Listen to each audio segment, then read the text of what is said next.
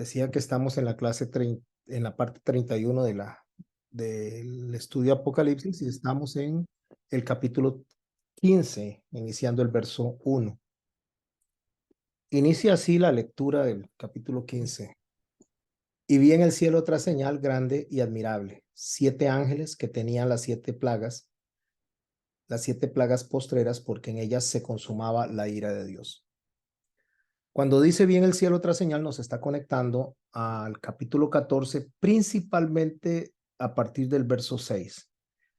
En el capítulo 14, del verso 1 al verso 5, nos describió lo que los 144,000 están haciendo, el testimonio que están dando y el cántico acerca de lo que hace que ellos se sientan, tengan fuerza, esperanza, al interpretar y reconocer el cántico que se está dando en los cielos. Eso lo vimos en la clase pasada. Pero a partir del verso 6 hay un mensaje que dice a los 3 ángeles, que los encuentra usted en el verso 6 del capítulo 14, el verso 8, el verso 9, ahí hay 3 ángeles. Y en los versos del capítulo 14, verso 15, verso 17, verso 18 y verso 19 encuentra 4 ángeles más. Ahí tiene 7 ángeles. Lo que pasa es que lo que hace el apóstol Juan cuando nos describe en el capítulo 14 la consumación de todas las cosas, que termina con la batalla del Armagedón, es justo lo que él está describiendo alrededor de esta última batalla, antes de derramar todo lo que son las copas de la ira, o cuando se van a estar derramando las copas de la ira durante esa batalla más bien. Él lo está describiendo en el capítulo 14 y menciona estos 7 ángeles.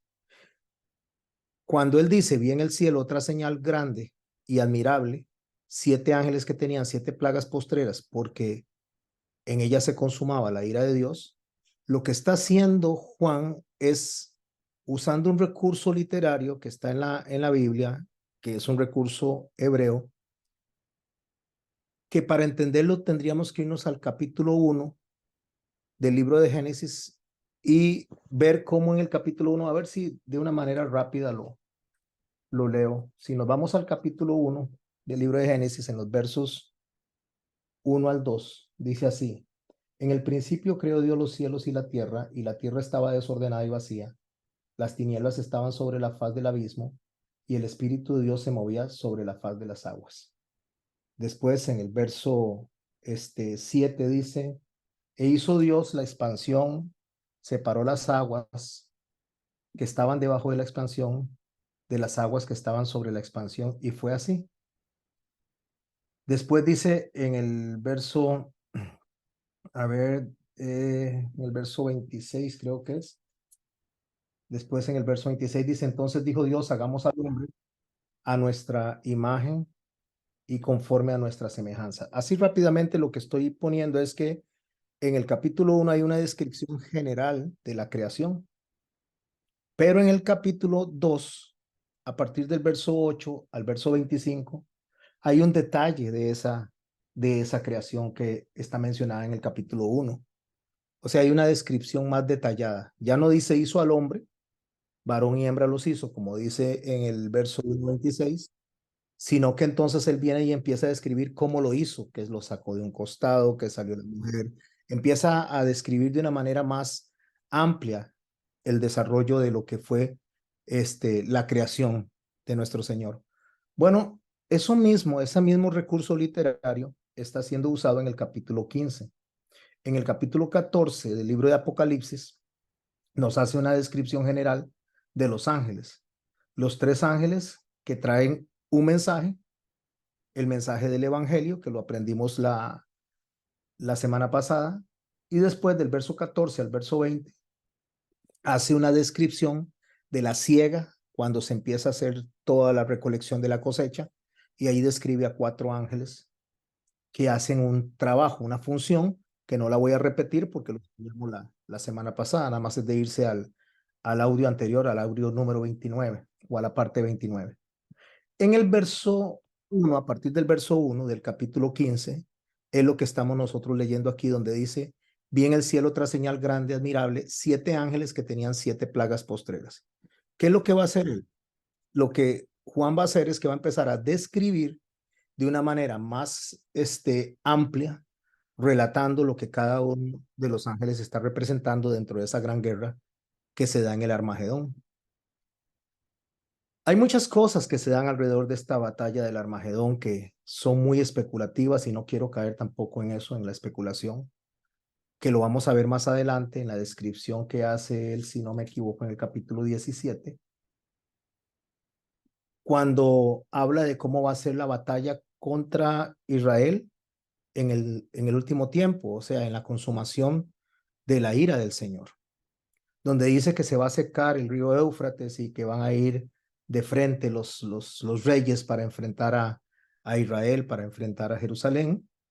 Entonces hay un montón de especulación acerca de esto, porque se dice que se va a pasar, que necesitaba pasar en seco el río Éufrates y si nosotros lo trasladamos a este tiempo, eso ni siquiera tiene pies ni cabeza, porque no van a haber ese tipo de guerras en los últimos tiempos. Esas guerras quedaron para los tiempos medievales, para antes de los tiempos medievales. Ahora hay drones, hay aviones supersónicos, hay misiles que cruzan incluso el Atlántico, son misiles transatlánticos que no necesitan enviarse un ejército para hacer destrucciones. Así que interpretar eso de esa manera es básicamente no estar acorde a lo que la realidad del día de hoy se da. Pero sí podemos estudiar de una manera más responsable las profecías y en lugar de pensar como nosotros en el siglo XXI, en el 2023, tenemos que ponernos en el primer siglo, cuando se escribió este libro, y empezar a recibir el texto como lo recibiría un judío del momento, un judío de la época. Esto no son profecías suspendidas en el aire, esperando a que llegue el momento para que caigan sobre el pueblo de Israel. No, no. Son profecías que le aplicaban al pueblo de Israel en el momento que estaba siendo perseguido durante el primer siglo, pero que también tienen un alcance hasta el día de nosotros y hay un proceso profético que se va cumpliendo en en cada uno de los tiempos de las iglesias descritas en los capítulos 2 y 3 de Apocalipsis. ¿Qué es lo que hace el Señor con eso? Nos ayuda a nosotros a entender en tiempo y espacio dónde estamos ubicados nosotros en relación a la venida de los tiempos finales. Estos 7 ángeles que está mencionando el primer verso, que tenían 7 plagas postreras para la consumación de la ira de Dios, lo único que están haciendo es reflejando un juicio perfecto. Y digo un juicio perfecto porque cuando se mencionan 7 ángeles y 7 plagas, no está puesto ahí por una cuestión de numérica, sino por una cuestión de un pensamiento hebreo. El 7 representa algo perfecto. Entonces, por eso no son 3, por eso no son 2, sino que son 7 ángeles y son relacionados a 7 plagas, porque esto representa la perfección del juicio de nuestro Señor. Cuando él habla de 7 plagas y 7 ángeles en relación a un juicio perfecto, esta idea viene de Levítico capítulo 26. Nos vamos a ir, yo voy a leer de una manera bastante rápida, no todo el capítulo 26, pero una gran porción de él. En la clase de hoy vamos a leer mucho texto y en la siguiente clase, la otra semana, entonces vamos a hacer más conexiones porque el capítulo 15 lo que nos ayuda a nosotros es a entender lo que está representando este juicio perfecto que fue profetizado desde el capítulo 26 del libro de Levítico. Recuerde que cuando el Señor le dice a Juan que escriba, le dice que escriba lo que era, lo que es y lo que será. Esto se conoce como un tiempo perfecto y se conoce como un tiempo perfecto continuo. ¿Qué significa eso? Significa que como Dios es atemporal, lo que aplicó para los lectores del primer siglo, aplica para nosotros y aplica para los que han de venir, porque para Dios el tiempo no lo limita.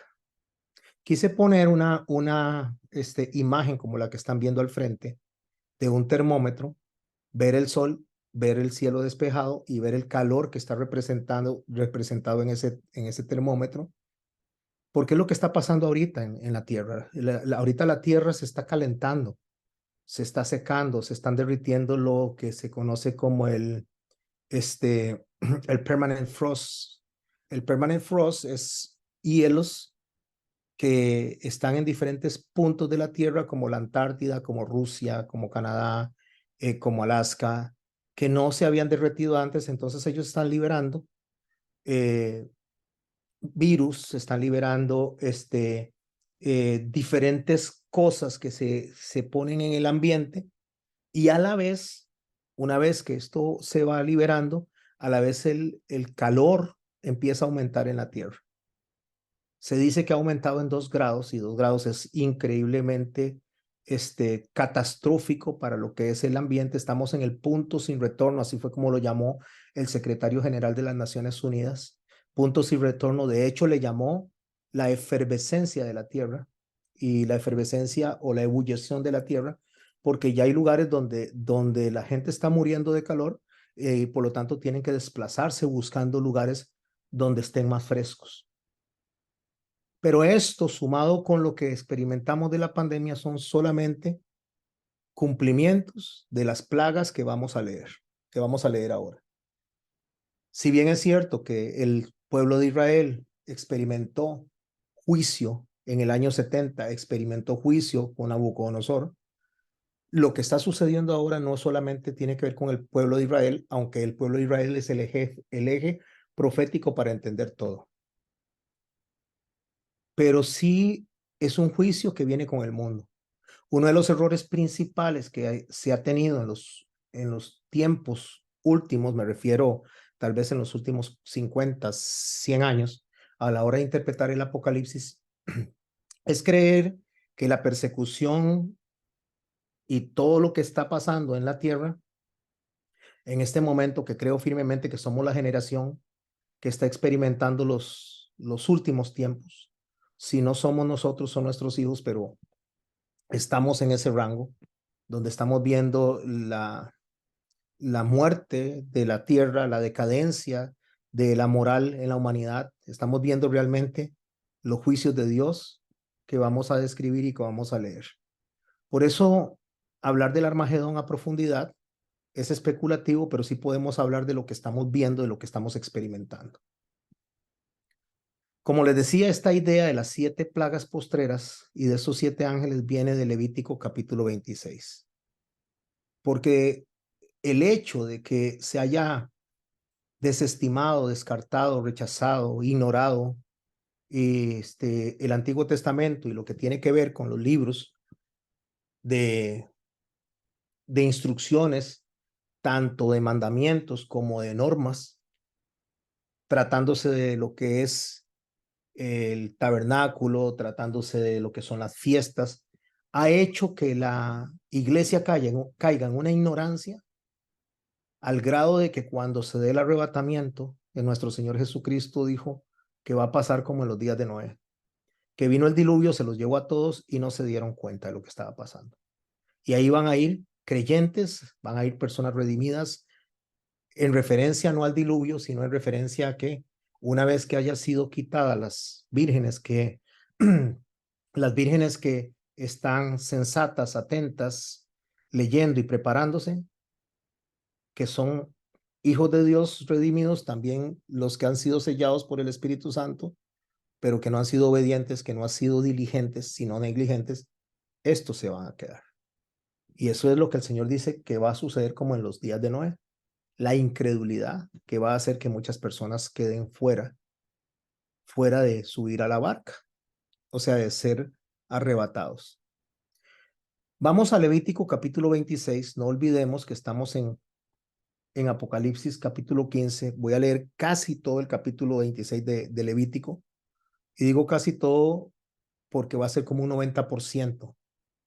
Dice en el capítulo 26 de Levítico, a partir del verso 14, pero, cuando dice ese pero, significa que el Señor da unas instrucciones, las vamos a ver ahorita después de que yo lea esta porción, pero si no me oyereis, ni hiciereis todos estos mis mandamientos. ¿Cuáles son los mandamientos a los cuales él se está refiriendo? En el capítulo 25, antes de llegar aquí a la lectura que tenemos, él viene desarrollando una serie de mandamientos acerca de los días de reposo, acerca de los reposos, acerca de los jubileos, acerca de las fiestas. ¿Por qué viene enseñando esto? Porque este es el calendario profético que nos ayuda a nosotros a entender el tiempo en el que estamos. Cuando nosotros tomamos el calendario profético, que son las fiestas, los reposos, los jubileos, las Shemitah. Shemitah son 7 años, es un conteo de 7 años. Eso se conoce como un septenio o se conoce como la Shemitah, que son la semana de 7 años. Después está la semana de 7 días, que es un conteo también que se hace dentro del hebraísmo, dentro de lo que es el Antiguo Testamento. Después están los jubileos, que son 50 años, o sea, al llegar al año 49, el número 50 es de jubileo. Y también están los que son las medidas de generaciones. Estas medidas generacionales se dividen en generaciones de 40 años, generaciones de 70, generaciones de 80 años.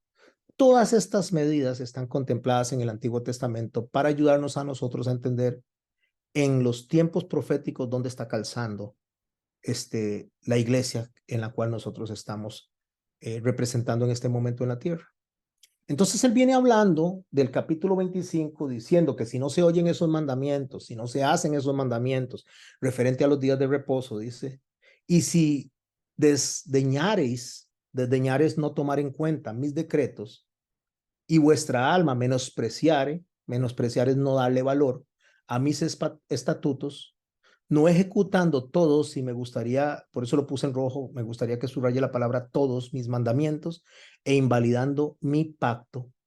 Aquí el problema no es que Dios está invalidando el pacto, sino que los creyentes, la humanidad está invalidando el pacto de Él cuando Él viene y está solicitando, está diciendo cómo se debe caminar, que es atendiendo los mandamientos, atendiendo los decretos y siguiendo los estatutos.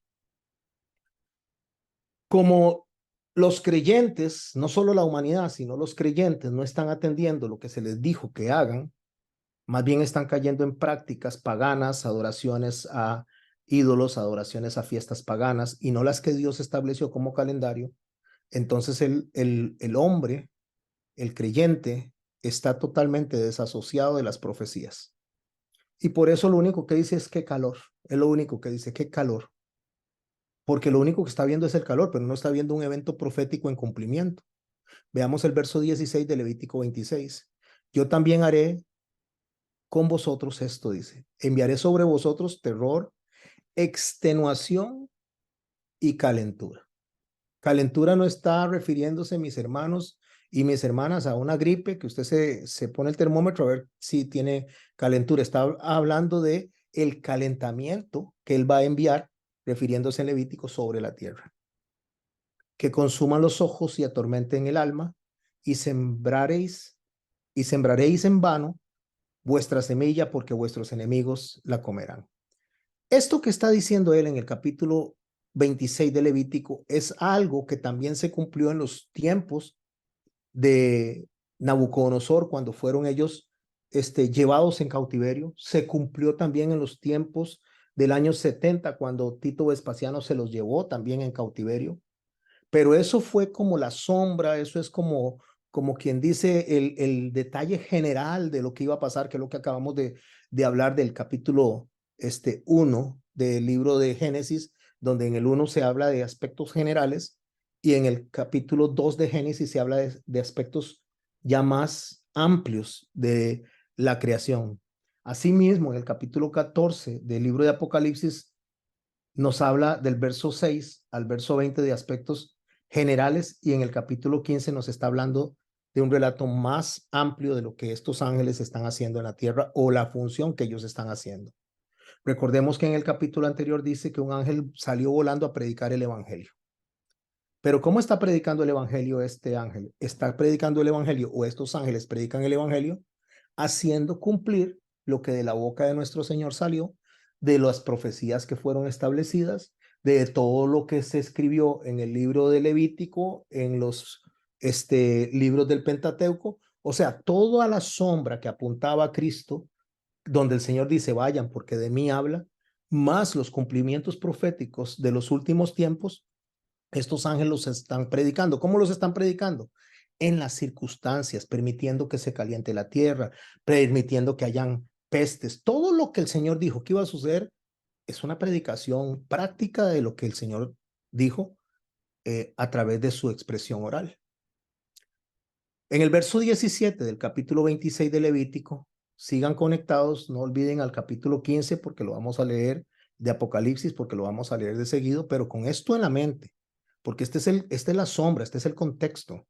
Esto es lo que nos ayuda a nosotros a entender, este es el diccionario, lo que está en el Antiguo Testamento es el diccionario del Nuevo Testamento. En el verso 17, Levítico 26 dice, pondré mi rostro contra vosotros y seréis heridos delante de vuestros enemigos y los que os aborrecen se enseñorearán de vosotros. Voy a hacer una pausa aquí. ¿Quiénes nos aborrecen en estos tiempos? Recuerde que esto fue un cumplimiento tanto con Nabucodonosor como con Tito Vespasiano, pero ahora es un cumplimiento en nuestros tiempos. Tenemos que ver hacia atrás para poder entender qué está pasando y hacia dónde vamos. ¿Quiénes nos aborrecen a nosotros? Bueno, los que nos aborrecen a nosotros son los que aborrecen también a Dios y sus mandamientos. Las personas que quieren meter una ideología de género o no quieren, están metiendo una ideología de género. Los que se quieren robar a nuestros hijos, los que se quieren robar la Biblia y digitalizarla con la inteligencia artificial, de manera que le quite lo que no les conviene, hacer una sola religión donde todos vayan en un solo norte, y el norte es no reconocer a Jesucristo como el Señor para poder poner al anticristo en esa posición. Entonces, todo eso que está pasando, mis hermanos, es que los que nos aborrecen a nosotros, los que aborrecían a los judíos del primer siglo, los que aborrecían y han aborrecido a los judíos también durante todo el tiempo, hoy a la iglesia, dice, se enseñorean sobre vosotros. ¿Qué es enseñorear? Se toman control. Pregúntese, la iglesia, y cuando estoy hablando de la iglesia, no estoy hablando de la iglesia a la que todo mundo llama iglesia, estoy hablando de la iglesia romana o estoy hablando de ese montón de denominaciones alrededor del mundo, estoy hablando de la verdadera iglesia, ese remanente que cree en Cristo, ese remanente que se está preparando, que está llenando las lámparas, que desea ser encontrado haciendo lo que Dios está pidiendo, cumpliendo y devolviéndole a Dios en honra lo que Él quiere que se haga. Ámense los unos a los otros, celebren, practiquen estas fiestas permanentemente o perpetuamente. El que dice que veamos la sombra de nuestro Señor Jesucristo en cada uno de esos libros, esos son el remanente al cual se está refiriendo, se enseñorearán de vosotros. ¿Tenemos control nosotros en este mundo? No, por supuesto que no, cero. El que tiene control en este mundo es el sistema, que es una bestia, el sistema global, militar, político, social, cultural, religioso. Ese sistema es el que está controlando el mundo y nosotros no tenemos ninguna fuerza dentro de ese sistema. Entonces dice, y los que os aborrecen se enseñorearán de vosotros y huiréis sin que haya quien os persiga. ¿Qué significa huir sin que nos persigan? Significa vivir en temor, vivir asustados, vivir en preocupación, que si por allá pasó algo, entonces ya yo siento que está pasando aquí, que si por alguna razón en San José o en Limón está sucediendo algo, ya uno piensa que le está sucediendo aquí en el entorno de donde uno vive. Esto lo que demuestra es inseguridad, es zozobra, es ese miedo de que en cualquier momento nos alcance a nosotros lo que está pasando en otros países y nos va a alcanzar, como pasó con el COVID, nos va a alcanzar. Empezó en China, después se fue por Europa, todo Asia y llegó hasta América, porque tarde o temprano lo que pasa allá en el Medio Oriente nos termina alcanzando a nosotros. Entonces dice que cuando eso pasa, cuando está esa incertidumbre, cuando el Señor empieza a desarrollar los juicios perfectos, porque eso es lo que representa los 7 ángeles y representan las 7 plagas, juicio perfecto de Dios. Dice el verso 18, y si aún con estas cosas no me oyereis, o sea, a pesar de lo que yo estoy mandando, ustedes no me oyen, no me prestan atención, volveré a castigarlos 7 veces más por vuestros pecados. volveré a castigarlos 7 veces más por vuestros pecados. Vea lo que puse ahí en rojo, 7 veces más. Esa es la idea. No se vayan de Levítico 26, voy a leer lo que teníamos allá en Apocalipsis capítulo 1 y mantengan siempre presente esta frase, 7 veces más. Leo capítulo 15 de Apocalipsis, verso 1 de nuevo. Vi en el cielo otra señal grande y admirable, 7 ángeles que tenían 7 plagas postreras, porque de ellas se consumaba la ira de Dios. Ok, ahí está la conexión. Lo que está describiendo Juan en el capítulo 15 es el cumplimiento de lo que pasó en el capítulo 26. Ah, pastor, pero usted dijo que eso pasó también en tiempos de Nabucodonosor. Eso pasó en tiempos de los romanos cuando llegó Tito Vespasiano. Sí, eso pasó de esa manera, solamente que ahora no solamente es un acto de un grupo de soldados llegando y capturando, sino que están involucrados dentro del escenario lo que son las cosas naturales, el sol, el calor, la lluvia, los terremotos, todo eso porque ya esto es una elevación de juicio. Ya no solo es un juicio de entre los hombres, donde Dios utiliza a los hombres para castigar a los hombres, llámese asirios, llámese babilonios, llámese como le quiera poner el nombre a las personas que Dios permitió que llegaran al pueblo de Israel para que lo atacaran con el fin de ejercer un juicio sobre ellos. Ahora la naturaleza está involucrada y los ángeles están involucrados. Entonces por eso dice, yo volveré a castigarlos, volveré, es que ya los castigué, pero los voy a volver a castigar porque no se han querido arrepentir. Es lo que nos dice a nosotros, a cada una de las iglesias que describe Juan en el capítulo 2 y capítulo 3 de Apocalipsis, donde dice, y no quisieron arrepentirse. El llamado es al arrepentimiento, o sea, el evangelio es el evangelio de arrepentimiento. Entonces voy a castigarlos 7 veces más por sus pecados.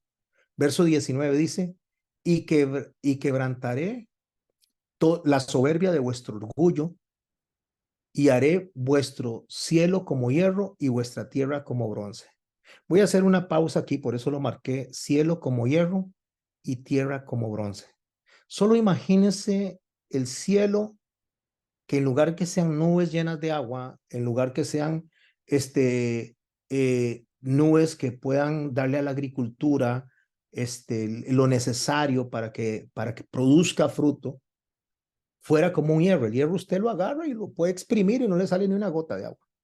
No le sale nada. O sea, lo que está diciendo él, que agarra el cielo y lo vuelve como hierro y la tierra como bronce, está diciendo que ni el cielo va a producir agua, ni la tierra va a producir este fruto. O sea, va a dejar o no va a permitir que lo que la naturaleza hace para nuestra subsistencia, en este caso, a la humanidad, no solo es una persecución contra la iglesia, es una persecución contra toda la humanidad. El anticristo quiere gobernar a toda la humanidad, no solo hay la iglesia estorba, pero resulta que para que el anticristo tome posición, la iglesia va a ser quitada, van a ser levantadas las 5 vírgenes y van a quedar las insensatas, junto con los judíos que no creían en Cristo, que es lo que hemos venido estudiando durante todo este tiempo. Estos son los 2 testigos que van a quedar predicando, son parte, son mostrados en la figura de los 144,000. Entonces, no hay lluvia, no hay producción de la tierra.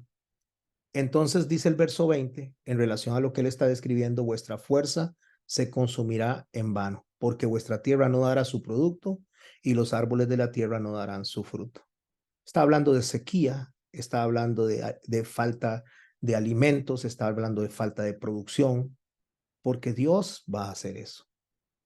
Dios lo ha hecho y ahora lo está haciendo, solamente que ahora estamos, como quien dice, en el inicio de todos estos juicios sobre la tierra. Por eso creo de verdad que esta generación es la que va a experimentar la venida del Señor. Y no solo lo creo yo creo que lo cree la mayoría de los predicadores serios, responsables, que están presentando la escatología, el estudio de los últimos tiempos.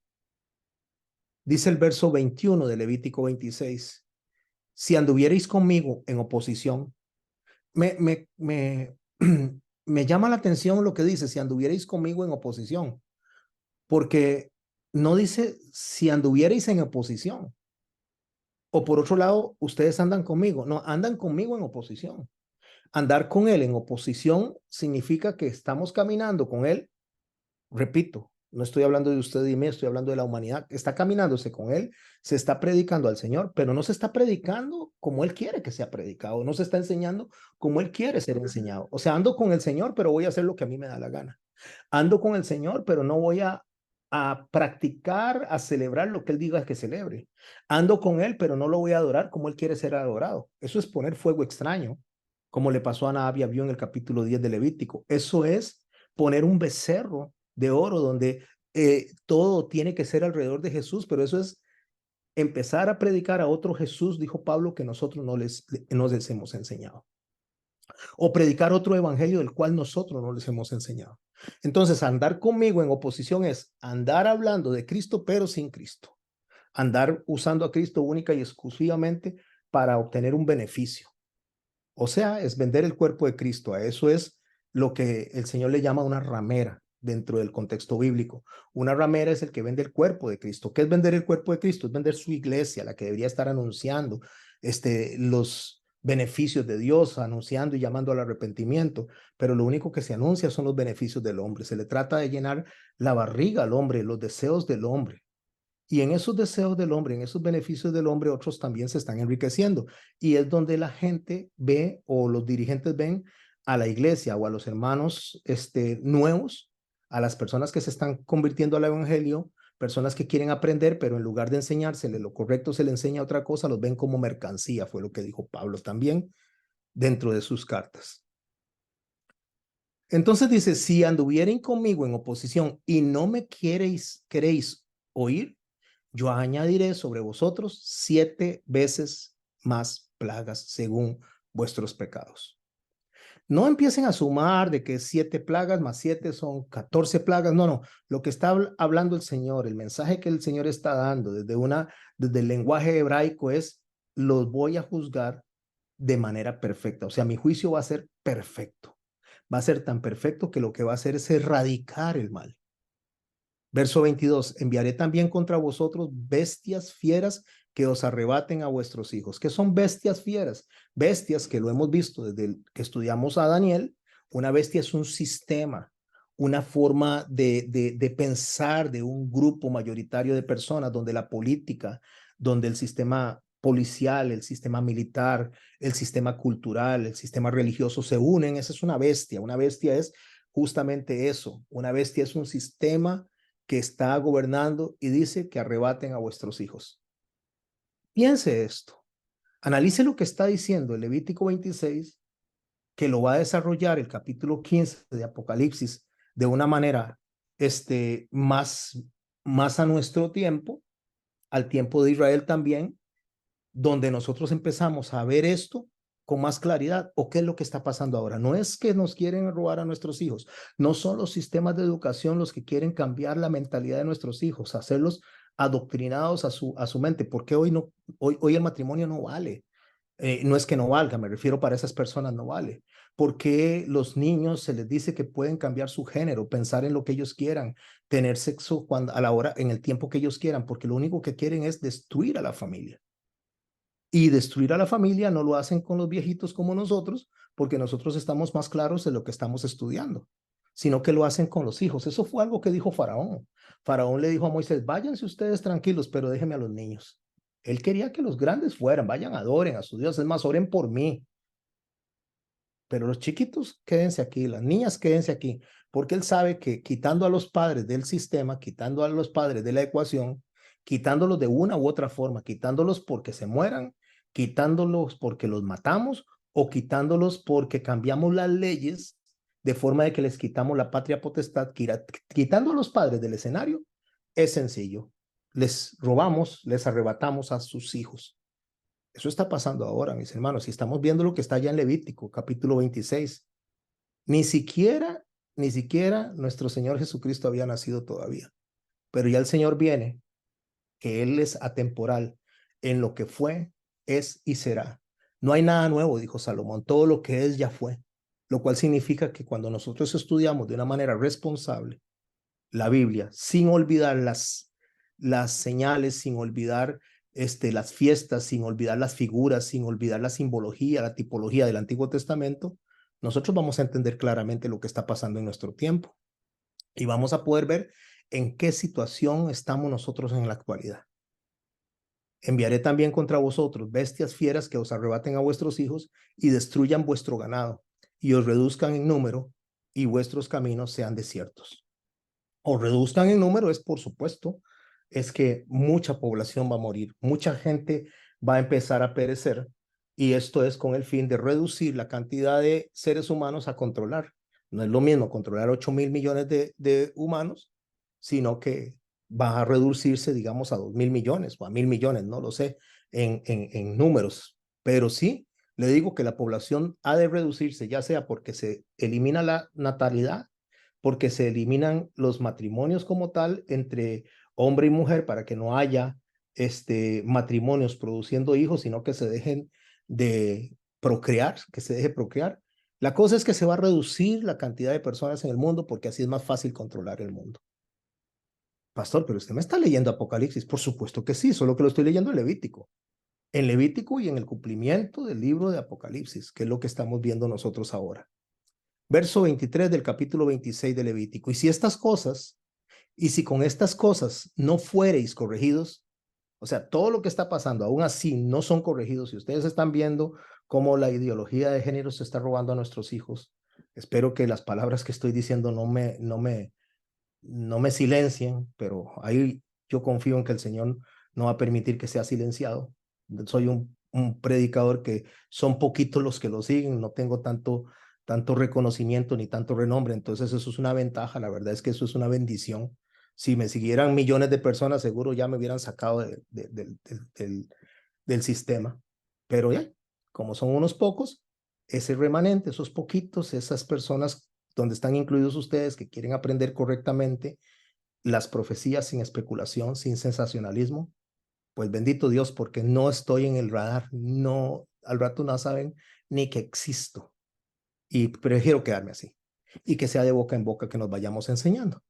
Y si con estas cosas no fuereis corregidos, sino que anduviereis conmigo en oposición, otra vez, camino, pero en oposición. Camino con usted, pero no haciendo lo que usted me dice. Yo también procederé contra vosotros y os heriré aún 7 veces por vuestros pecados. Nuevamente menciona el juicio de 7 veces y es lo que vimos al principio del capítulo 15 en el verso 1 de Apocalipsis. Ese 7 siempre va a representar un juicio perfecto.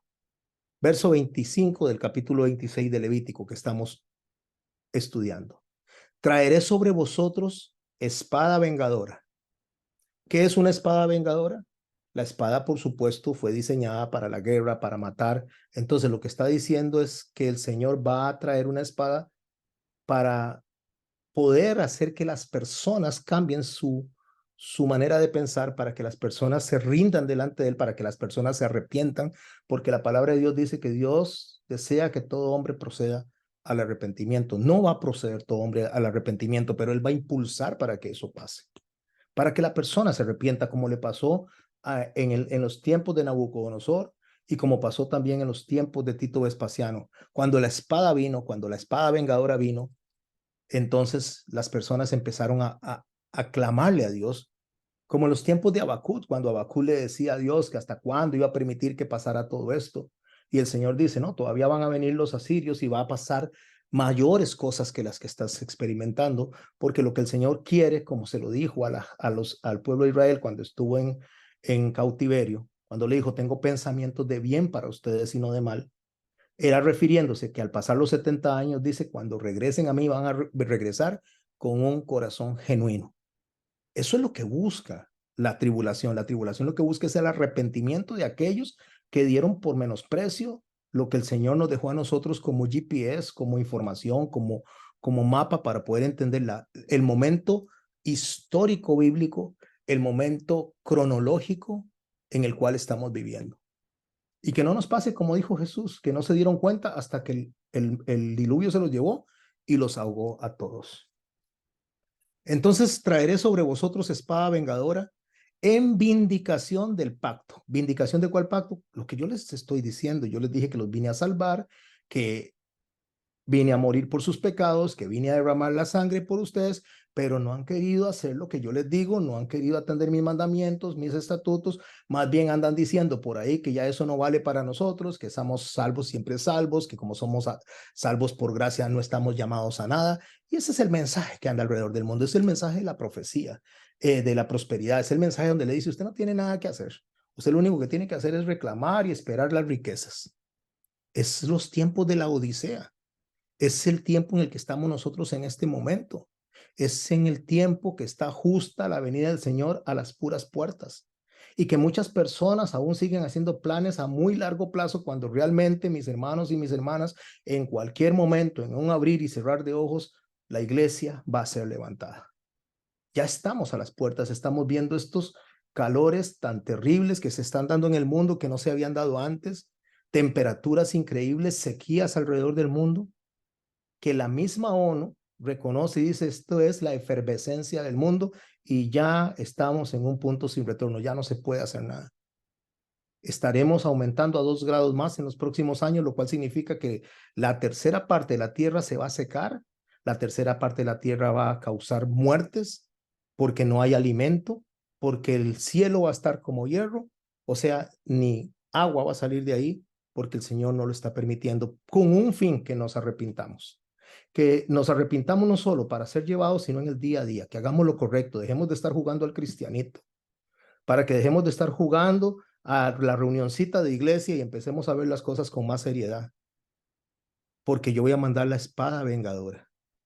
Y si buscaréis refugio en vuestras ciudades, o sea, si van a buscar refugio, si van a hacer a su manera algo que los alivie, que les traiga calma a lo que está pasando, yo enviaré pestilencia entre vosotros. Entre más el ser humano quiere corregir lo que está pasando, cambiar el sistema climático, cambiar la forma en que se están dando las cosas, más pestilencia va a caer. Porque está profetizado, es un juicio perfecto.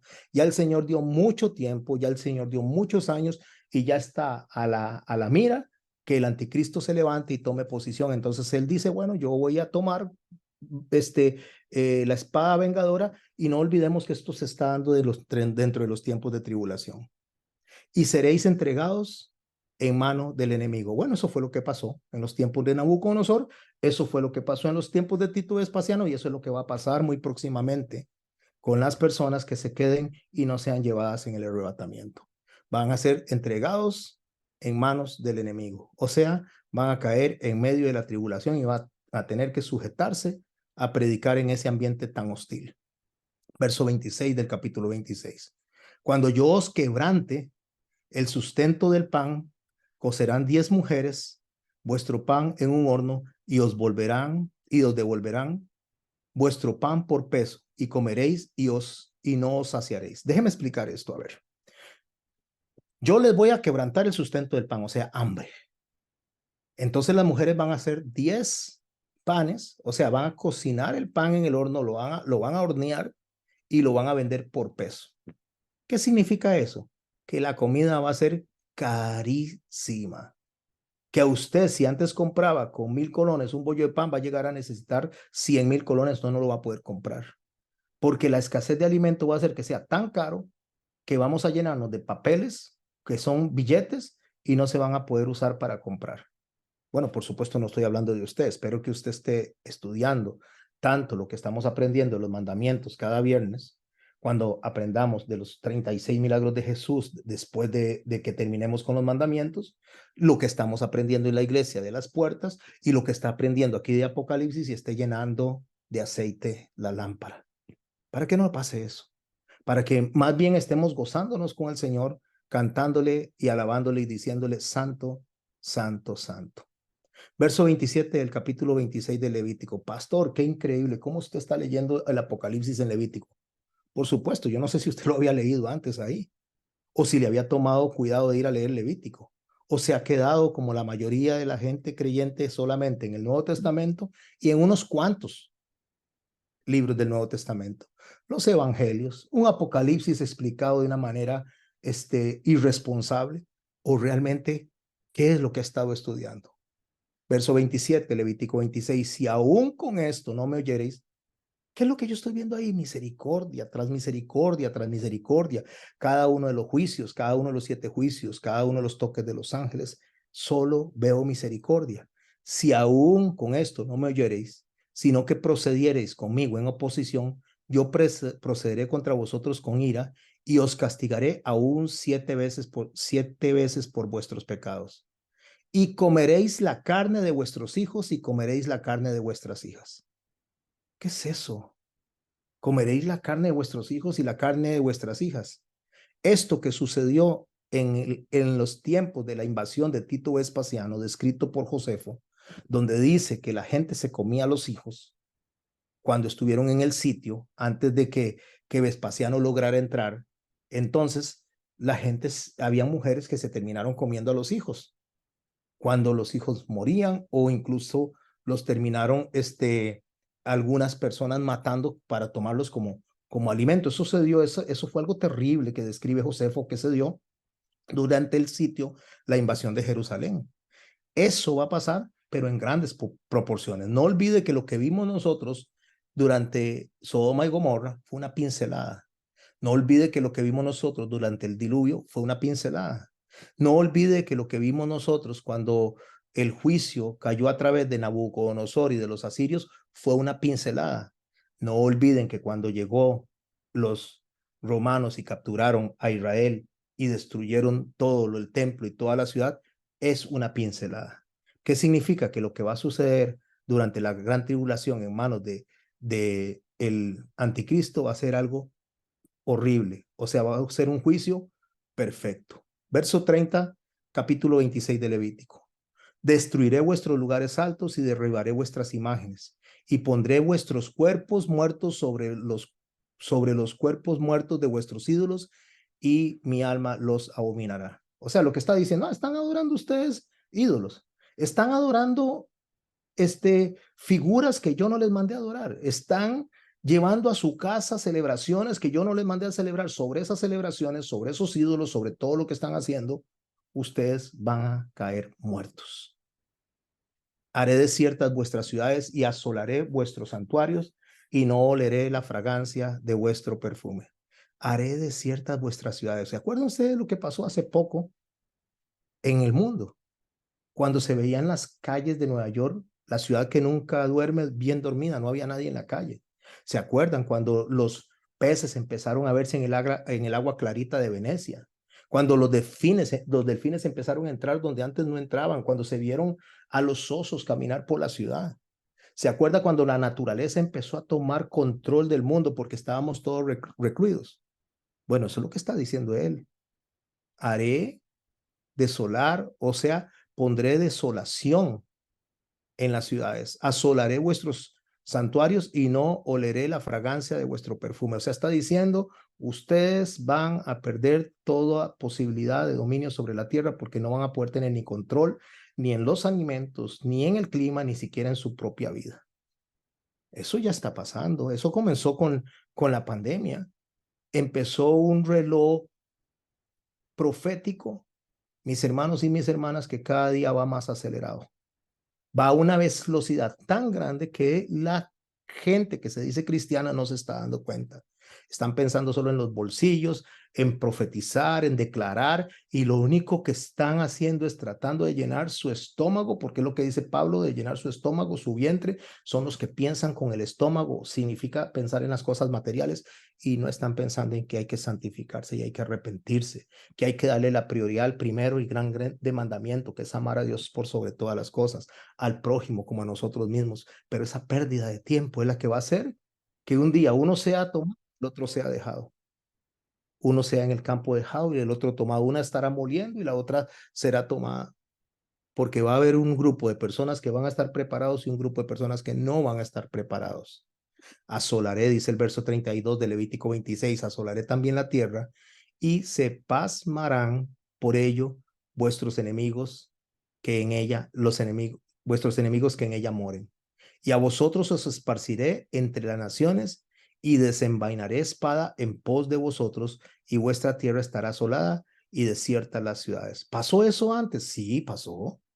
Hubo una diáspora durante 3 tiempos en tiempos de Nabucodonosor, hubo una diáspora durante los tiempos de Tito Vespasiano y ahora también está habiendo una diáspora. ¿Qué es una diáspora? Una diáspora es mandar a toda la tierra a las personas que conocen, a dispersar en la tierra a las personas que conocen el evangelio, y ahí salen los 144,000 durante la tribulación, cuando tengan que ir a predicar a cada una de las ciudades, enseñar a cada una de las ciudades lo que ustedes están aprendiendo hoy. Entonces, cuando eso pase, cuando ya Él haga eso, entonces la tierra gozará sus días de reposo, todos los días que esté asolada. Mientras vosotros estéis en la tierra de vuestros enemigos, la tierra descansará entonces y gozará sus días de reposo. Así, mi hermano y mi hermana, de la misma manera que pasó durante la pandemia, que estábamos recluidos y la tierra estaba en calma, de esa misma manera nos está evocando el capítulo 26 de Levítico, a después más adelante leer lo que va a describirse en el Apocalipsis como el milenio, el descanso de la tierra, para que la tierra se recupere.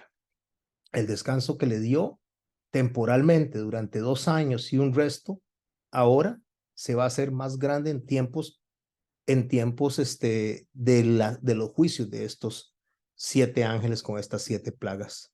Todo el tiempo que esté asolada descansará aquí en la tierra, por lo que no reposó en los días de reposo cuando habitabais en ellas. Ustedes no reposaban. Vea qué interesante. Vamos a analizar esto. El día de reposo que el Señor manda, el día que dice descansen, vengan a adorarme, no solo es un reposo para nosotros, para recuperar fuerzas, no solo es un día especial que el Señor asignó para que fuéramos a adorarle, a cantarle como iglesia, a unirnos, a compartir los unos con los otros, sino que ese día debería de estar detenida toda actividad en la tierra para que la tierra se recupere, para que agarre fuerza.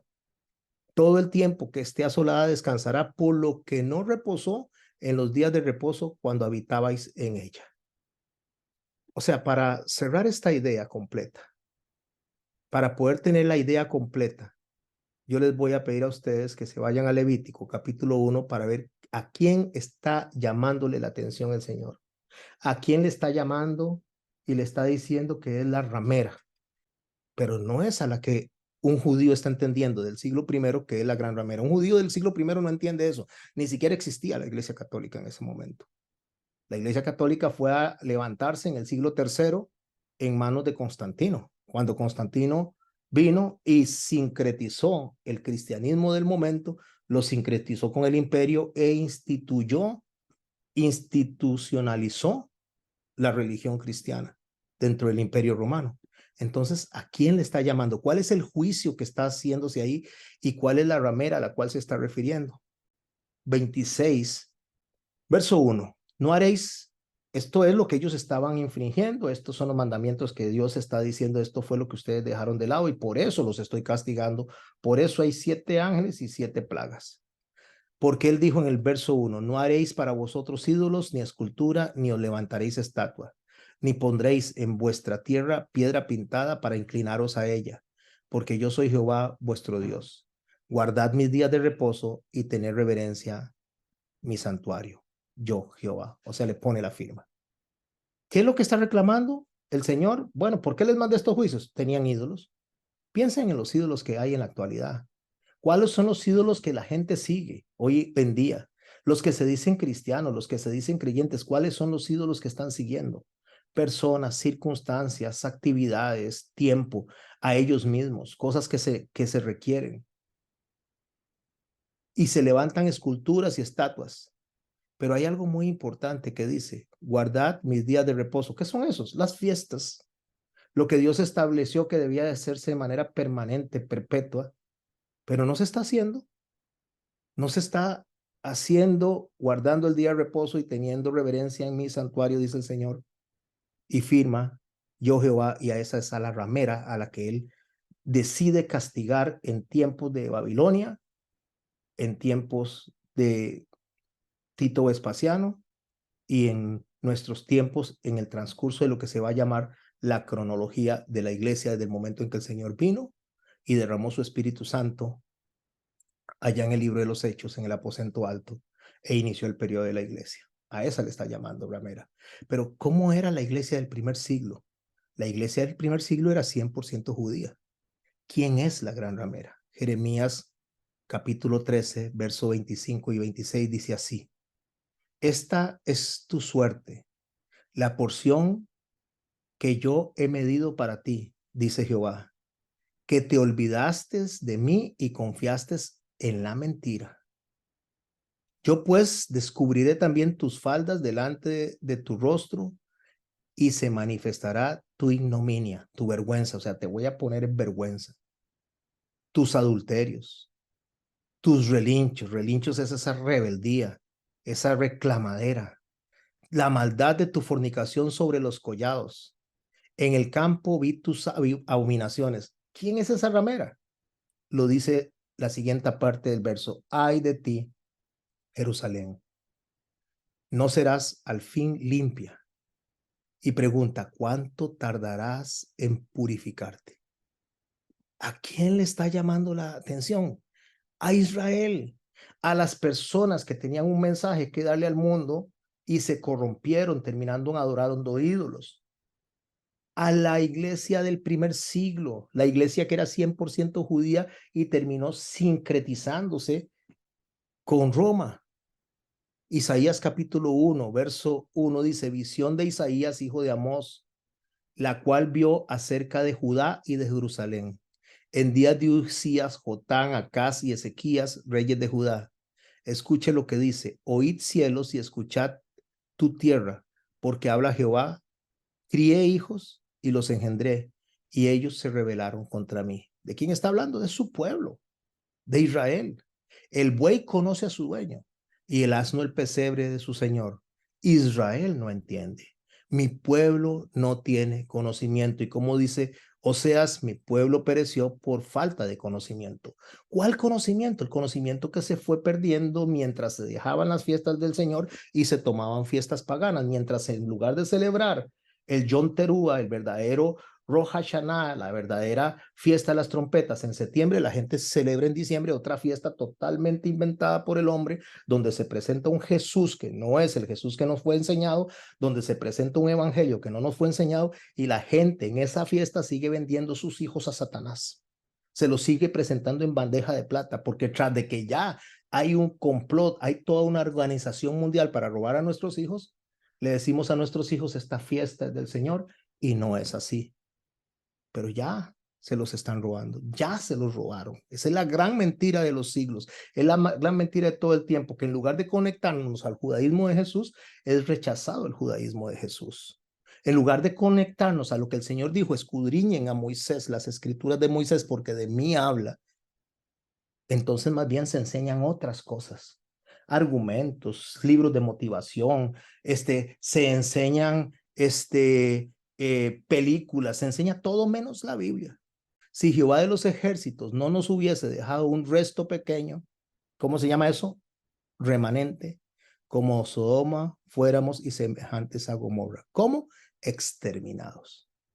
Si no nos hubiera dejado un remanente. Yo espero que usted sea ese remanente. Yo espero que usted que me está escuchando en esta clase, que usted que me está escuchando a través del canal, que nosotros que hemos llegado a entender realmente lo que Dios quiere que hagamos en este tiempo que se está acabando, se está terminando. Cuando digan paz y seguridad, entonces vendrá destrucción repentina sobre ellos. ¿Qué dijo hace 2 meses el secretario de las Naciones Unidas? Estamos preparándonos para traer paz y seguridad al mundo. ¿Qué hicieron todas las religiones del mundo que se unieron? Católicos, judíos, presbiterianos, luteranos, hindúes, musulmanes, todas esas religiones que se reunieron alrededor del Papa Francisco en esta última vez, que fue del video que les presenté, qué fue lo que hicieron. Se reunieron para buscar la paz y seguridad para el mundo. ¿A través de qué? A través de la religión. Pero si yo no les dejo un remanente, o sea, si yo no les dejo un resto pequeño, ya estarían destruidos. Estarían destruidos porque nadie conocería la verdad, nadie podría enseñar la verdad, porque estaríamos totalmente perdidos en medio de la oscuridad. Pero hay papás, hay mamás creyentes que oyen esto, que oyen lo que se está aprendiendo y no, eso es para los judíos. Eso ya no es para nosotros. Además, es nuestra manera de adorar a Dios. Es que a Dios no se le adora como a nosotros nos da la gana. A Dios se le adora como Él quiere ser adorado. Él no que permitió que Naab y Abiú llevaran un fuego extraño que Él no había pedido, los mató delante del altar. Entonces, el verso 21 de Isaías 1 dice así: ¿cómo te has convertido en ramera, oh ciudad fiel? Ahora sí se conectan Apocalipsis. ¿Quién es la ramera? La ramera inicia por el mismo Israel. Y el mismo Israel y el mismo judaísmo empieza a corromperse en el paso del tiempo, y lo que nosotros tenemos hoy es como un resultado mezclado de todo ese proceso en el cual el verdadero mensaje que Jesucristo había dejado se fue perdiendo. Israel, que dice la segunda parte del verso 21 de Isaías 1, llena estuvo de justicia, con ella habitó la equidad, pero ahora los homicidas, tu plata se ha convertido en escorias, tu vino está mezclado con agua. Déjenme explicarles algo con el vino. Yo no tomo vino, no me gusta el vino, pero el vino siempre ha sido presentado como una delicatessen. Es más, hay vinos muy costosos, muy caros y se presentan en momentos sumamente importantes.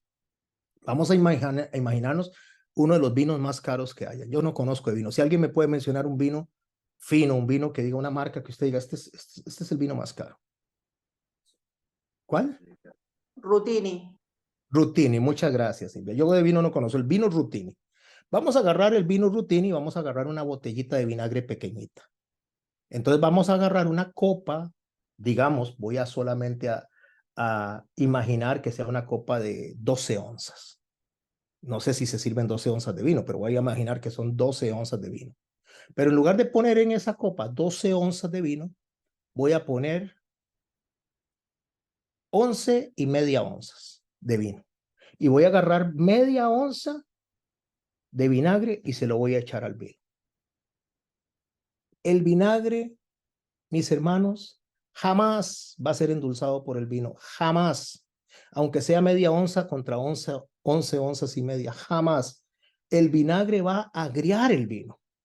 Entonces, cuando se le mete enseñanza que no viene de Dios a nuestros hijos, a las familias, entonces lo único que está haciendo es agriando, dañando la plata, dañando y convirtiendo lo que Dios nos dio a nosotros como tesoro en escorias, en basura, en el paso del tiempo. Y eso no es de este mes, esto no es de este año 2023, eso se ha dado desde el siglo III, cuando se sincretizó la iglesia de Cristo, o lo que estaba ahí como iglesia de Cristo, se sincretizó, se institucionalizó por Roma hasta el día de hoy. Es lo que nos describe a nosotros Daniel en todo ese proceso de las profecías de él. Es lo que nosotros vemos en el capítulo 2 y capítulo 3 del libro de Apocalipsis, cuando se habla del paso de las iglesias. El vino fue mezclado con agua, dice. O sea, no menciona el vinagre, pero menciona el agua como referencia a ser adulterado, a dañarle esa composición, a dañar esa delicadeza, a dañar esa fineza del vino. Es haber metido a Jesús dentro de una fiesta pagana el 25 de diciembre, 24 de diciembre, cuando era una fiesta del solsticio de verano que se celebraba al dios Júpiter, una adoración directa a Satanás, y metiendo y contaminando con vinagre, contaminando con agua el vino fino, en lugar de agarrar esa copa durante el Yom Teruah, durante las fiestas del Rosh Hashanah, y tomarla pura, santa y perfecta. Se contamina. Y esa copa contaminada, sucia, llena de idolatría, llena de odio, llena, y usted me dice, ¿por qué de odio? Vaya a los lugares, vaya la mayoría de la gente que hace locuras hacen durante esas fiestas. Son poquitos los que se mantienen centrados. La gente se pelea, hay gente que se mete a robar, hay gente que abusa de otras personas. Los hombres salen con las amantes y son ese montón de nacimientos que se dan en septiembre. ¿Por qué? Porque esa fiesta se usa para lo más perverso. Aunque hay gente que dice, ay, estoy predicando a Jesús, es el evangelio de Jesús. No es el evangelio de Jesús, es vino mezclado. Y esa copa llena de veneno, ¿sabe qué hacen los padres de familia que se dicen hijos de Dios, creyentes, amantes de Cristo, adoradores de Cristo? Se la dan a beber a los hijos. Y esos hijos crecen así, y respetando el evangelio, y respetando la palabra de Dios, y respetando los mandamientos de Dios, y son carnada perfecta para el anticristo cuando los llegue a pescar. Porque no quieren saber nada de Cristo. Solo quieren llenar su estómago, quieren solamente saciarse de sus deseos materiales de cosas. Y eso es lo que se les está dando. Por tanto, dice Isaías 1:24, dice el Señor Jehová de los ejércitos, el fuerte de Israel, y tomaré satisfacción de mis enemigos, me vengaré de mis adversarios. ¿Cómo? Tomaré satisfacción de mis enemigos, me vengaré de mis adversarios. ¿Sabe qué es lo que está haciendo él? Él está diciendo, sí, yo voy a vengarme de aquellos. Fue lo que le dijo a Habacuc, sí, yo voy a hacer con los asirios lo que tengo que hacer, pero primero es con ustedes. Primero con ustedes. Ve al verso 25, y volveré mi mano contra ti. ¿A quién está hablando? A Israel, a Jerusalén. Volveré mi mano contra ti y limpiaré hasta lo más puro tus escorias y quitaré toda tu impureza. Piense esto, mi hermano. Piense esto, mi hermana. Usted tiene una copa de vino. Está adulterada, está mezclada. ¿Cómo hace para purificar eso? No se puede. Está contaminado. Entonces, ¿cómo hace para contaminar eso? Tiene que exterminarlo, tiene que acabarlo, tiene que volver a sembrar vino y volverlo a levantar. Tiene que volver a hacer nacer de nuevo a la criatura. Fue lo que le dijo Jesús a Nicodemo. Os es necesario nacer de nuevo. ¿Cómo es eso, Señor? No lo entiendo. O sea, hay que entrar en el vientre de la madre de nuevo. ¿Cómo es eso? Explíquemelo. ¿Cómo es usted maestro de Israel y no sabe eso? Muy sencillo. Restaurar todas las cosas es hacer de nuevo, nacer las cosas, que muera lo anterior para que nazca lo nuevo. Restaurar. Verso 26, restauraré tus jueces como al principio y tus consejeros como eran antes. Entonces te llamarán ciudad de justicia, ciudad fiel. ¿Dónde inició la ramera? ¿Cuál es la cronología de la ramera? La cronología de la ramera lo pueden ver en este gráfico que hice. Éfeso, la iglesia apostólica, era 100% judía. A esa le dice el Apocalipsis y le llama la atención y le dice que tiene que mantenerse al cuidado, mantenerse vigilante. Esmirna, la perseguida, fue cuando vinieron los romanos y empezaron a perseguir a los cristianos del primer siglo, donde estaban los judíos, donde estaban los gentiles empezando a unirse, y a esa iglesia le dice, no temas en nada lo que has de padecer. Ese es Esmirna, pero con la línea judaica con la que comenzó en Éfeso. Pérgamo, a la que le llama ya la ramera, ese sincretismo que hubo entre Roma y los dioses de Roma, las adoraciones de Roma con el cristianismo que estaba apenas comenzando en los primeros 2 siglos. A eso les dice en el Apocalipsis, moras donde está el trono de Satanás, pero retienes mi nombre. O sea, sí, te metiste ahí, pero por lo menos sabes que soy el Hijo de Dios, que soy Jesucristo. Ese sincretismo, a esa le llama la ramera, que tiene hijitas. ¿Cuál es la primera hija que tiene? Yo puse 4 hijas, pero realmente son 2 líneas de esas 4 hijas. A la que le llama sacrificio continuo, Teatira, es aquella que nace en la Reforma, aquella que vino Martín Lutero, este antisemita, perseguidor de judíos, el que dijo, el único judío bueno es el judío muerto, el que dijo a los judíos en su propuesta, dijo, a los judíos hay que quitarle las casas, hay que confinarlos, hay que sacarlos de los negocios. Y después vino Hitler y años después, utilizó muchos años después esa misma propuesta de Lutero para perseguir y asesinar a 6 millones de judíos. A esa iglesia le dice, todas las iglesias sabrán que yo soy el que escudriña la mente y el corazón. A ese le dice eso. Esa es la primera hijita. La segunda hijita, la que le dice sobreviviente, a la iglesia de Sardis. a la iglesia que está representada justamente en el protestantismo, ya no en la reforma, sino en los protestantes, que es esa iglesia ortodoxa que se ve en Rusia, que se ve en toda esa zona, que son católicos, pero que no son católicos que están conectados al Vaticano, sino que son católicos ortodoxos, católicos que decidieron estar unidos a la iglesia de Antioquía. Le dice, sé vigilante y afirma las otras cosas que están por morir. Después nace la iglesia de Fraterna, la iglesia, la hijita tercera, la de Filadelfia, esos tiempos evangélicos que salen ya no de la iglesia protestante, sino, ni del ortodoxo, sino que empiezan a hacer esa iglesia de Filadelfia, esa iglesia fraterna, esa iglesia que empieza a evangelizar, esa iglesia que la gente empieza a oír, esa iglesia que empieza a generar multitudes. Retén lo que tienes para que ninguno tome tu corona. Esa es la hermosa iglesia de Filadelfia.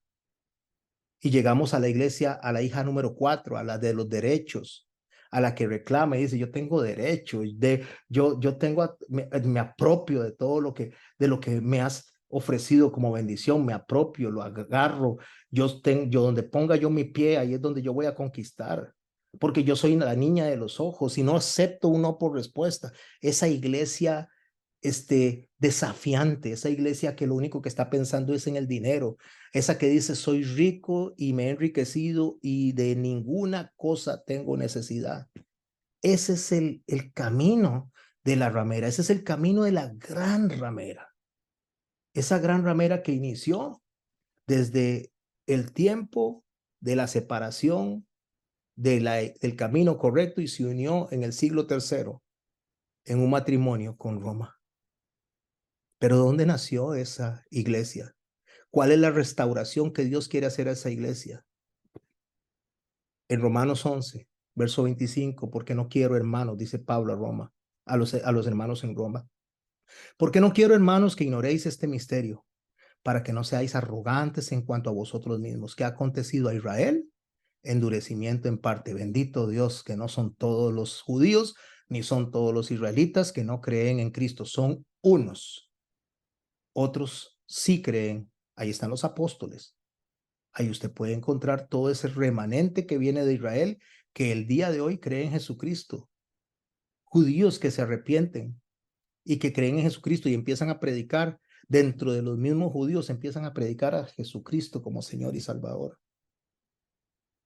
Ese endurecimiento en parte, dice, hasta que haya entrado la plenitud de los gentiles, y luego todo Israel, como está escrito, dice, será salvo. ¿Cómo será salvo? Romanos 11 dice, vendrá de Sión el libertador, que apartará de Jacob la impiedad. Verso 27, y este será mi pacto con ellos cuando yo quite sus pecados. Así que en cuanto al evangelio, son enemigos por causa de vosotros. ¿Por qué son enemigos? Porque no creen en Jesús. Por eso son enemigos. Pero en cuanto a la elección, son amados por causa de los padres. ¿Cuáles padres? Abraham, Isaac y Jacob, que recibieron la promesa y por causa de ellos son amados, porque por causa de ellos Dios mantiene justamente el llamamiento, el llamado al arrepentimiento. Y el verso 29, un verso utilizado totalmente mal, porque no tiene que ver nada con nosotros, porque irrevocables son los dones y el llamamiento de Dios. Irrevocables son los dones y el llamamiento de Dios está diciendo porque Dios no va a fallar al pacto que le prometió a Abraham, a fallar al pacto que le prometió a Isaac, a fallar al pacto que le prometió a Jacob. O sea que eso que Dios hizo es irrevocable, porque Dios hizo un llamamiento y ese llamamiento lo va a mantener hasta el final. Cierro con esto, mis hermanos, y después seguimos la otra semana con el verso 2 del capítulo 15. Cierro con este video, a ver si lo puedo poner, para que le prestemos atención justamente a cada detalle. Después vamos a ver lo que es el mar de vidrio, lo que es el mar de cristal, a partir del próximo lunes, porque lo que deseo es escucharlos a ustedes participando, si el Señor ha ministrado sus corazones y qué es lo que realmente están aprendiendo hasta el día de hoy. Preste atención a esto, por favor. Bueno, la cuarentena en muchos países a través del mundo ha llevado a que baje la contaminación ambiental y a que en ciertos lugares los animales se adueñen de las calles. Aquí la nota, mírenlo con sus propios ojos. ¡Bravo, Topo! La naturaleza reclama su espacio en medio de la crisis por el coronavirus. Vamos reales por la calle.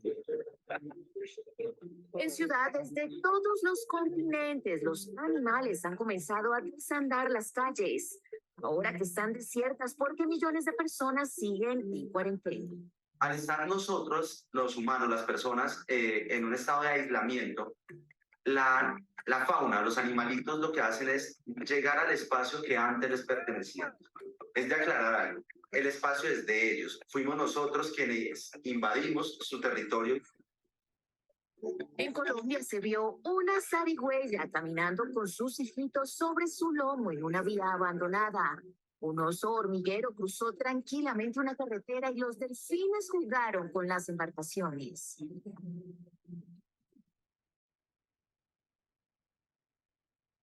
Los zorros invadieron varias ciudades en el mundo. Una gran familia de carpinchos caminó en un barrio residencial de Argentina y miles de aves se tomaron las playas de Perú. La naturaleza tiene memoria. Entonces, cada vez que una especie es alejada de su espacio natural, ella por instinto vuelve a retomarlo. En España, los jabalíes pasearon tranquilos por las calles. Lo mismo hicieron unos ciervos en Japón y un puma en Chile que abandonó su espacio del bosque. Una muestra de que si el humano se llegara a extinguir en algún momento o su población se llegara a diezmar, la naturaleza rápidamente ocuparía sus espacios. Pero el coronavirus no solo ha permitido apreciar bellos desfiles de animales. La NASA confirmó la disminución de la polución en China por el impacto del virus. Las aguas del mar se ven más transparentes en diferentes ciudades por la reducción del tránsito marítimo.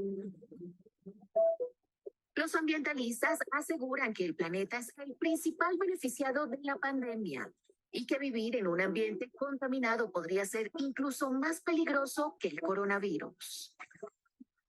Diana Rincón, Telemundo. Voy a dejar de compartir, mis hermanos, y voy a leer un texto con el cual vamos a cerrar. ¿Qué hace Dios con el juicio perfecto? ¿Qué es lo que está haciendo nuestro Señor con los juicios perfectos? Está limpiándonos a nosotros, está santificándonos a nosotros, está santificando a la humanidad, está llamando al arrepentimiento a la humanidad, está limpiando la tierra, está restaurando las cosas. Antes de Él venir y tomar ya la posición directamente cuando se dé la gran batalla antes de el milenio. El milenio va a ser también limpieza, va a ser también restauración. Déjenme leerles el capítulo 21, verso 1 del libro de Apocalipsis. No hemos llegado ahí, pero lo voy a leer, asociado con lo que venimos aprendiendo. Y la otra semana estaremos estudiando el verso 2, creo, bueno, creo que es el verso 2 en que quedamos, del capítulo 15 de Apocalipsis. A ver, déjenme decirles, a ver. Estaremos estudiando, sí, el verso 2 del libro 15, del capítulo 15 de Apocalipsis. Escuchen lo que dice el capítulo 21. Ya presenté el mensaje, ya presenté lo que el Señor quiere que hagamos, cómo quiere que lo hagamos. Y veamos cómo cierra esta historia, por lo menos para la humanidad. Son tiempos de tribulación, después el Señor va a tomar el control total. No es que ya le haya perdido el control, me refiero que ya no le va a dar permiso al enemigo de hacer nada, sino que lo va a atar, lo va a amarrar por 1000 años para que la iglesia, usted y yo, si estamos realmente preparados para recibir al novio, podamos gobernar desde Israel, toda la iglesia, junto con Cristo, a la humanidad que esté en ese momento. Verso 1, capítulo 21 del libro de Apocalipsis. Vi un cielo nuevo, una nueva tierra, porque el primer cielo y la primera tierra pasaron y el mar ya no existía más. Y yo, Juan, vi la santa ciudad, la nueva Jerusalén, descender desde los cielos de Dios, dispuesta como una esposa ataviada para su marido. Y oí una gran voz del cielo que decía: He aquí el tabernáculo de Dios con los hombres, y él moraba con ellos, y él morará con ellos, y ellos serán su pueblo, y Dios mismo estará con ellos como su Dios. Enjugará Dios toda lágrima de los ojos de ellos, y ya no habrá muerte, ni habrá más llanto, ni más clamor, ni dolor, porque las primeras cosas pasaron. Y el que estaba sentado en el trono dijo: He aquí yo hago nuevas todas las cosas. Y me dijo: escribe, porque estas palabras son fieles y verdaderas. Y me dijo: hecho está. Yo soy el alfa y la omega, el principio y el fin. Al que tuviere sed, yo le daré gratuitamente de la fuente del agua de vida. El que venciere heredará todas las cosas, y yo seré su Dios, y él será mi hijo. Pero los cobardes e incrédulos, los abominables y homicidas, los fornicarios, hechiceros, los idólatras y todos los mentirosos tendrán su parte en el lago que arde de fuego y azufre, que es la muerte segunda. Es interesante cómo el Señor inicia con la bendición. Esto es lo que traigo para ustedes. Y cuando dice quiénes van a quedar fuera, la primera grupo de personas que menciona son los cobardes. A ese es el primer grupo de personas que menciona, los cobardes. ¿Quiénes son los cobardes? Los que no levantaron bandera para poder enseñarles a sus hijos correctamente y siguieron en el mismo mundo bailando el son y el baile del mundo. Los que a pesar de que sabían que el Señor pidió unas fiestas y que pidió una serie de normas, conductas, mandamientos para poderlo conocer, que es lo que estamos aprendiendo los viernes, decidieron seguir caminando como el mundo. Decidieron seguir haciendo lo que el mundo dice. Decidieron seguir honrando a los hombres. Decidieron honrar sus propios deseos y a la creación antes que al Creador. Esos son los primeros, los cobardes. Los que saben lo que tienen que hacer, pero por vergüenza y por miedo a quedarle mal a otras personas, siguen haciendo lo que el mundo está haciendo.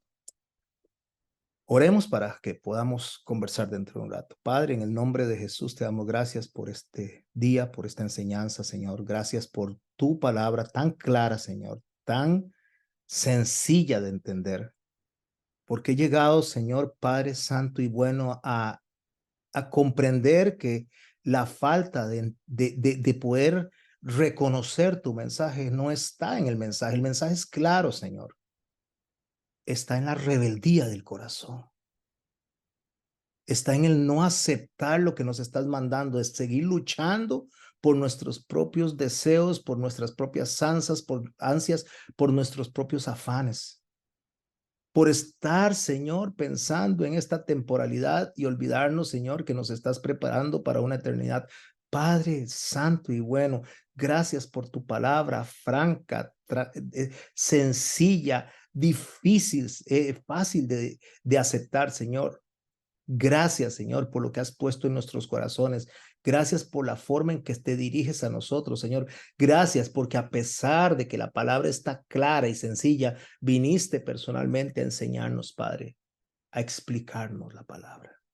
Gracias, Señor, Dios Todopoderoso y bueno, Jesucristo Santo.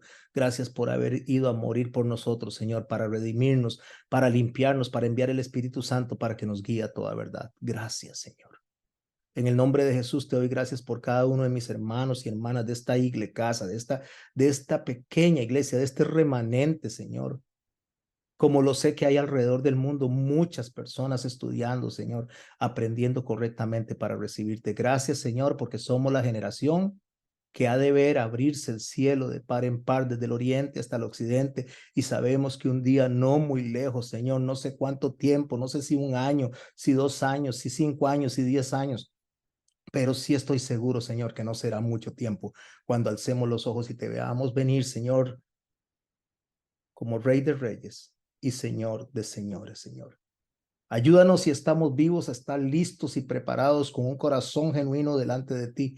Y si hemos sido llevados a través de la muerte, Padre bueno, o si hemos sido arrebatados, Señor, ayúdanos a venir contigo, Señor, a poder cumplir con las cosas que nos tienes encomendadas. porque para eso nos dejaste este manual, Señor, para estar preparados para el reino de los cielos. En el nombre de Jesús.